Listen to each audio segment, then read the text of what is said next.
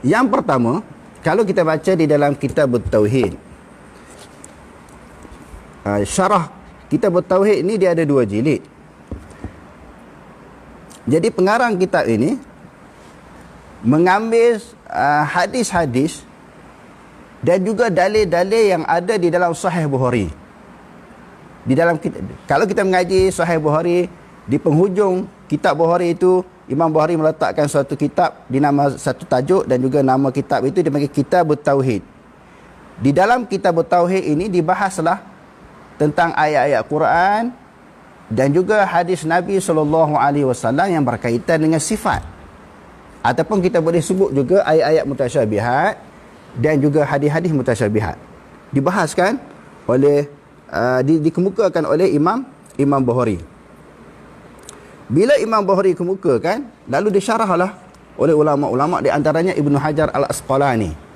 Ibnu Hajar Al-Asqalani tentang ayat-ayat Al-Quran dan juga hadis-hadis yang berkaitan dengan sifat Allah. Sebelum saya baca kitab Tauhid ini, yang merupakan suatu rumusan, kesimpulan yang diambil di dalam kitab Sahih Bukhari dan juga syarahan yang dipetik daripada Fathul Bari. Saya baca Fathul Bari dulu. Dalam kitab Tauhid ini, kalau cetakan saya jilid yang ke-13, muka surat 497. Ketika mentafsirkan, Ibnu Hajar Al-Asqalani seorang ulama hadis dan juga beliau seorang ulama besar di dalam mazhab Syafi'i. Ketika mentafsirkan ayat Quran Ar-Rahmanu 'ala 'arsy istawa, dia mengemukakan riwayat daripada yang dikemukakan oleh Imam Baihaqi dengan sanad yang baik. Dia kata di sini akhrajal Baihaqi bi sanadin jayyidin anil Auza'i, dengan sanad yang elok. Imam Baihaqi kata daripada Auza'i kata qala kunna wattabi'una mutawafiruna naqulu innallaha ala arsyihi. Kami adalah suatu kumpulan golongan yang ramai mengatakan bahawa Allah Subhanahu wa taala berada di atas arasy-Nya. Wa nu'minu biha, kami beriman dengannya. Bima wa nu'minu bima waradat bihi sunnatu min sifatih. Dia kata kami beriman dengan sesuatu yang datang daripada sunnah tentang sifat-sifat Allah Subhanahu wa taala. Jadi Imam Ibn Hajar ini dia menyebut bahawa Imam Baihaqi menakalkan daripada Auza'i bahawa Allah Subhanahu wa taala berada di atas arasy. Bila kita sebut Allah Subhanahu wa taala berada di atas arasy, saya akan terangkan kepada hadirin sekalian bukan sebagaimana yang difahami oleh kebanyakan orang. Bila kata berada di atas arasy, sebagai contoh sahaja, ini arasy. Allah Ta'ala berdempik di atas arasy. Maksud berada di atas arasy, maknanya di atas daripada arasy. Sebab itu dia kata ba'inun anin arsyihi. Dan dalam huraian-huraian ulama salah, anil arsyihi kadang-kadang disebut anil makhluqatih. An makhluqatih. Allah Ta'ala berpisah daripada makhluknya. Arasy adalah makhluk. Dia tidak berdempik di atas arasy macam tu. Yang kedua, maknanya bukan duduk berdempik macam tu, dia atas daripada arasy. Bila sebut di atas daripada arasy, jadi ulama salaf mereka tidak mentafsirkan atas daripada arasy itu tempat ataupun tidak. Adakah boleh dikatakan tempat ataupun dinamakan tempat? Makhluk Allah Subhanahu wa taala yang paling tinggi adalah arasy. Atas daripada arasy tu tak ada makhluk dah. Macam mana boleh diterjemahkan tempat? Tetapi oleh kerana ada orang yang mengaji, golongan Asy'ariyah, mereka dan juga Mu'tazilah, mereka menterjemahkan atas daripada arasy itu tempat. Bila tempat itu adalah makhluk Allah Ta'ala bagi jadi. Lalu mereka ciptakan istilah, mereka mencipta istilah atas daripada arasy ini tempat. Tempat itu Allah Ta'ala buat. Jadi bila kata Allah Ta'ala berada di atas daripada arasy, maka Allah Subhanahu wa taala berhajat kepada tempat. Allah Ta'ala memerlukan tempat, sedangkan wallahu ghaniyun 'anil 'alamin. Allah Ta'ala terkaya daripada sekalian alam. Terkaya maknanya tak berhajat kepada alam lah. Allah Ta'ala tak berhajat kepada tempat. Kita kata betul. Memang Allah Ta'ala tak berhajat kepada tempat. Tetapi di atas daripada arah itu orang panggil apa? Ulama salah tak tersebut tempat. Sebab itulah ada istilah dipanggil makanul adami, ataupun al-makan dunal makan, ataupun amrun adami. Makanul adami maknanya tempat yang tak ada, ataupun tempat bukan tempat, ataupun sesuatu yang tak ada. Amrun adami, sesuatu benda yang tak ada. Jadi golongan yang kata sesat bagi orang yang mengatakan Allah Subhanahu Wa Taala di atas arasy, mereka tak faham istilah. Mereka tak faham hakikat yang sebenarnya macam mana. Sebenarnya ulama salah bila kata Allah Ta'ala di atas daripada arasy, kita tak terjemahkan atas daripada arasy itu tempat. Sebenarnya kalau kita baca di dalam syarah Tahawiyah ni,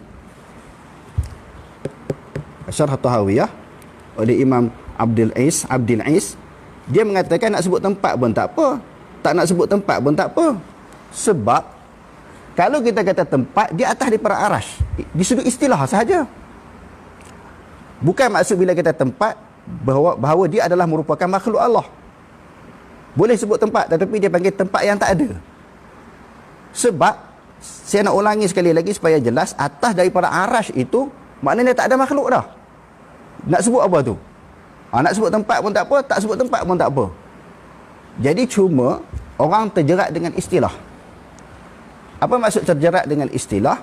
Bila dikatakan atas daripada arah, atas daripada arah itu tempat. Jadi Allah Ta'ala memerlukan tempat. Jadi ulama salah tak kata macam tu. Ulama salah hanya menyebut Allah Ta'ala berada di atas arasy tanpa membahaskan tempat ataupun tidak. Okey. Itu masalah istilah tempat. Jadi saya nak baca dalil-dalil yang dikemukakan di dalam kitab Tauhid jilid yang pertama. Dia ada 2 jilid. Dalil-dalil daripada ayat Quran dan juga hadis Nabi SAW yang mensabitkan Allah Subhanahu Wa Taala berada di atas daripada arasy. Dia kata yang pertama, ahaduha at-tasrihu bil fawqiyah.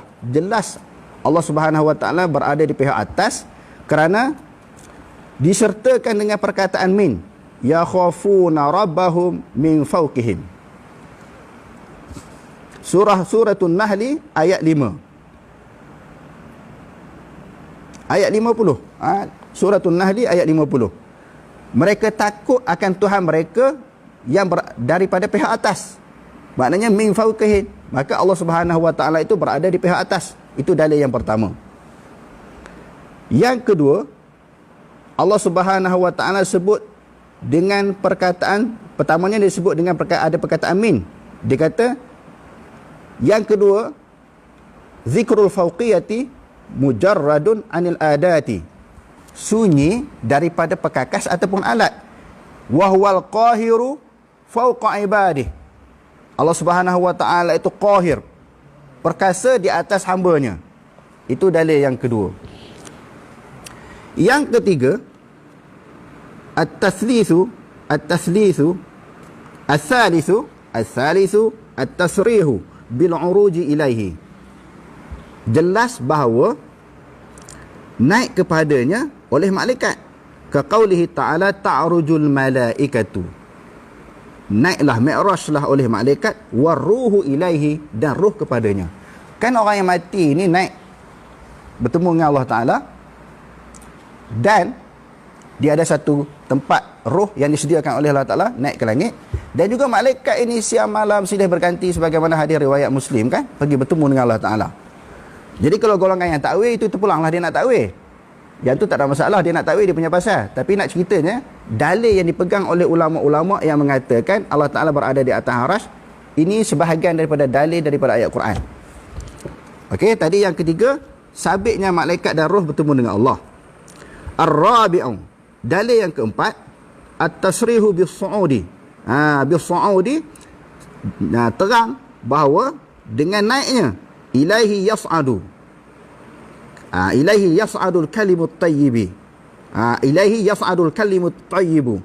Kepada dia lah naik kalimah-kalimah yang baik. Maknanya amalan-amalan yang baik, pahala-pahala yang dilakukan oleh manusia ini naik bertemu. Bertemu Allah Subhanahu Wa Ta'ala. Yang kelima, tentang jelasnya Allah Subhanahu wa taala mengangkat Nabi Isa alaihi salam dengan firman-Nya barrafa'ahu Allahu ilaihi. Barrafa'ahu Allahu ilaihi. Bahkan Allah taala mengangkat Nabi Isa kepadanya.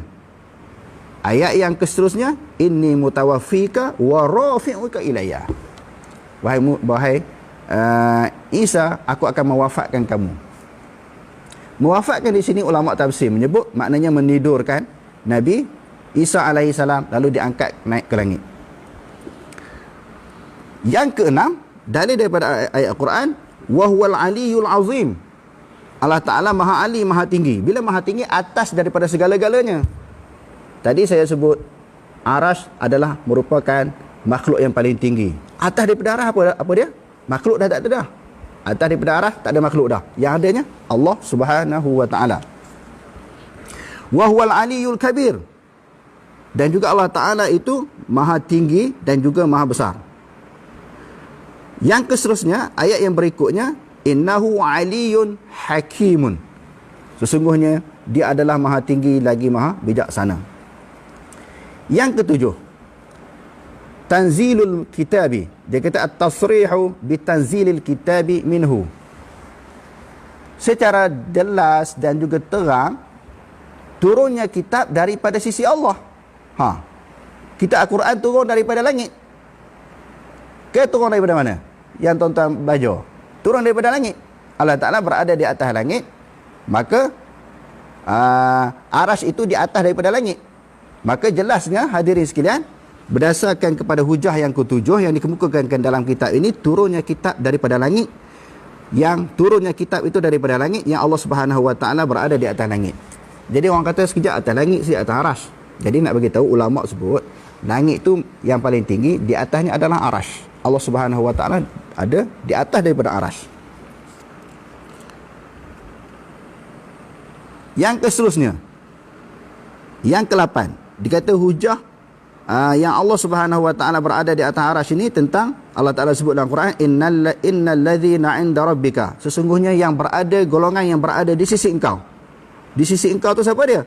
Iaitu malaikat muqarrabin. Yang ke-9, amintum man fis sama'. Adakah kamu merasa aman yang daripada Allah yang berada di langit? Cuma ulama tafsir bahaslah, sebagai ulama kata azab Allah Ta'ala yang berada di langit. Tak apalah dia nak pegang lagu tu. Jadi bagi golongan salah, mereka menjadikan ayat ini sebagai dalil mengatakan Allah Ta'ala berada di langit. Dan yang ke-10, jelas bila orang berdoa ini mengangkat tangan ke langit. Bila berdoa mengangkat tangan ke langit. Kalau kata Allah Ta'ala tak bertempat ataupun di mana-mana, kadang-kadang ke langit, Rabbana, ataupun begitu ke, begitu bawah ke, sebab Allah Ta'ala tak bertempat. Okey, ini di dalam kitab Tauhid dihurai banyak lagi. Saya tak nak baca semua alasan yang dikemukakan kerana banyak lagi kitab-kitab yang saya nak kemukakan, nak bongkarkan, nak jelaskan, nak tunjuk kepada hadirin sekalian bahawa dalil yang cukup banyak Allah Subhanahu wa taala berada di atas Arash. Dah 3 kitab saya baca. Kitab yang keempat, Tuhfatul Ahwazi.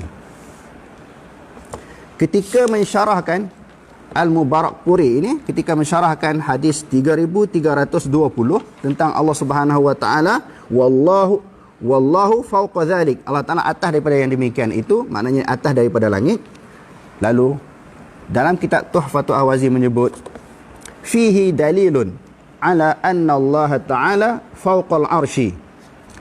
Pada hadis tersebut adalah merupakan suatu dalil bahawa Allah Subhanahu wa taala berada di atas Arash. Wa hadza huwal haqqu, dan ini adalah perkara yang benar. Ini adalah yang benar, wa alaihi, dan di atasnya tadulul ayatul qur'aniyah.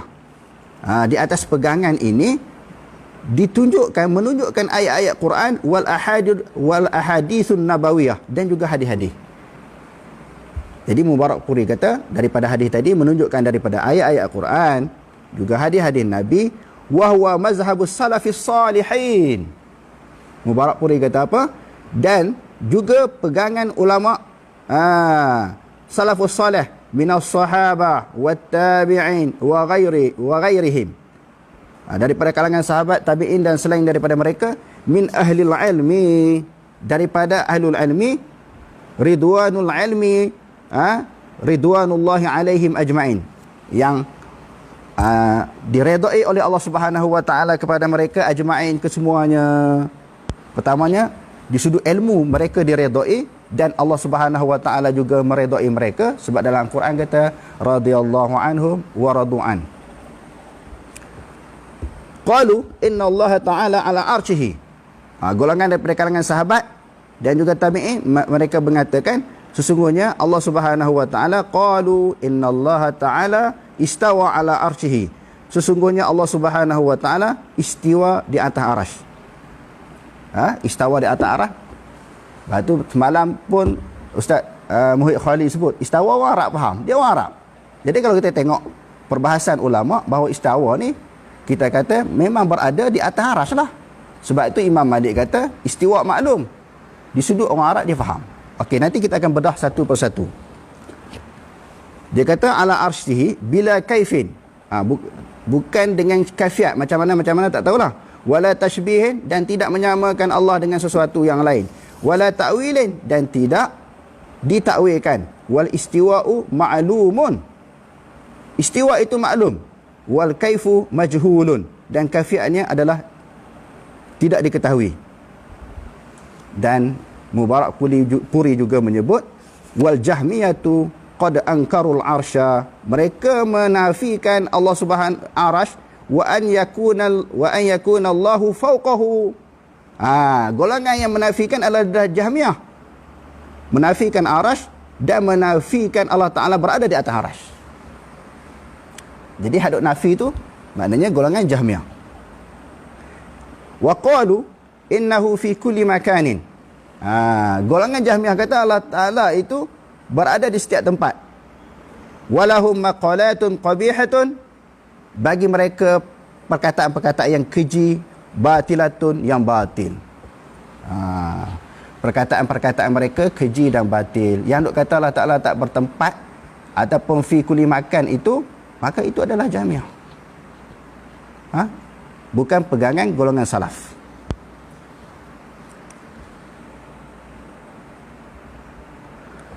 In syi'tal wuqufa, jika kehendak terhenti ala dalailil mazhabis salaf, untuk berpegang mengetahui tentang dalil-dalil yang dikemukakan oleh ulama salaf, wal itla'i ala raddi maqalatil jahmiyah, dan untuk menolak pendapat-pendapat Jahmiyah al-batilah, yang batil, fa'alaika an tutali'a kitab al-asma'i was sifat. Kalau kamu nak tahu dengan jelas, dengan terperinci, dengan hujah yang kuat, kamu kena mutalaah kitab apa? Asma' wal sifat, yang dikarang oleh Ibn Taymiyah. Jadi kita baca Asma' wal sifat. Kita kena macam kita buru pelanduk kijang lah, dia pergi ke mana kita ikut. Maknanya kalau kitab ni kata kena buka kitab ni, kita buka kitab ni. Dia kata kena buka kitab lain, kita buka lagi. Inilah dipanggil perbahasan, kajian dan juga perbahasan. Kalau nak faham betul-betul lah. Jadi kita buka pula Asma' wal sifat. Kita tengok betul tak apa yang disebut oleh Mubarak Puri.